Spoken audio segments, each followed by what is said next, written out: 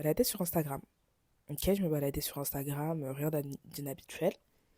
Donc, il y avait une perruque que j'ai trouvée trop belle. Je me suis dit, waouh, il me faut la même. Ça, c'était avant de voir qu'elle coûte 800 €. Et du coup, j'étais sur Instagram et je vais sur le compte qui vend la perruque.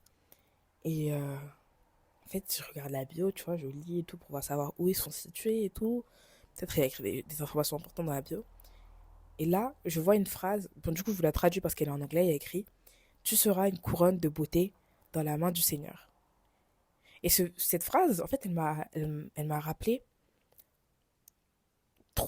Colossiens 3, verset 17, qui dit: Et quoi que vous fassiez, en parole ou en œuvre, faites tout au nom du Seigneur Jésus, en rendant par lui des actions de grâce à Dieu le Père. En fait, le fait d'incorporer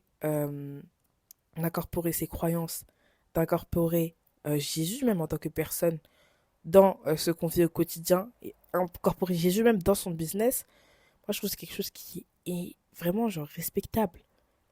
C'est vraiment respectable. Je sais pas comment vous expliquer, mais je trouve que c'est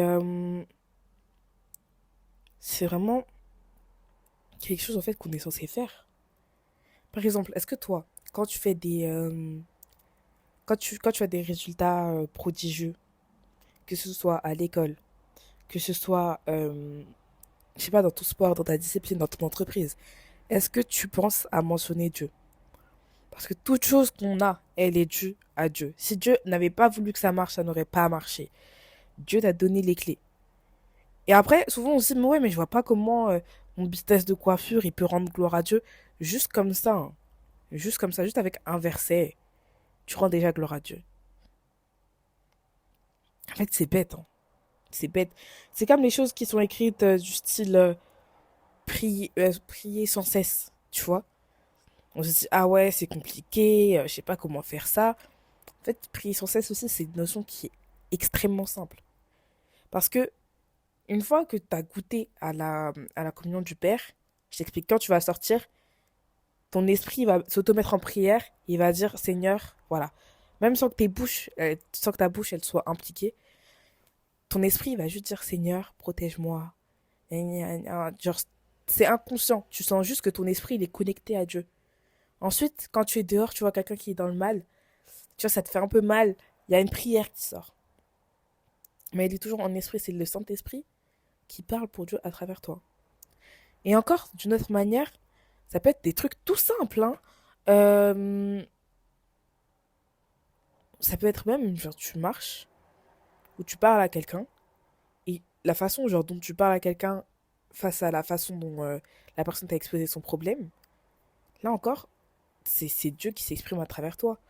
Donc, le prions sans cesse, ça veut pas dire soyons sans cesse à genoux, mais la prière, c'est le fait de communiquer avec Dieu, mais on peut communiquer avec Dieu de tellement de façons, même juste en chantant une petite louange comme ça, tu communiques avec Dieu. Prions sans cesse, c'est très très simple. C'est comme quand tu sais, tu regardes une vidéo sur TikTok et tout, et elle te reste dans la tête toute la journée.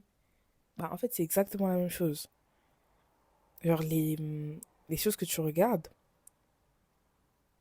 et que tu entends, elles vont se ruminer dans ta tête, et voilà.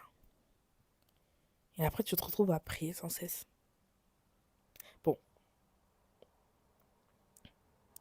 j'espère que j'espère que ça t'a plu, ce petit épisode. Il était court, mais je voulais juste vous parler de ce petit sujet.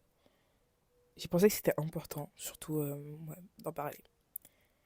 Bon, on se dit à très bientôt et je te fais plein de bisous. Bye!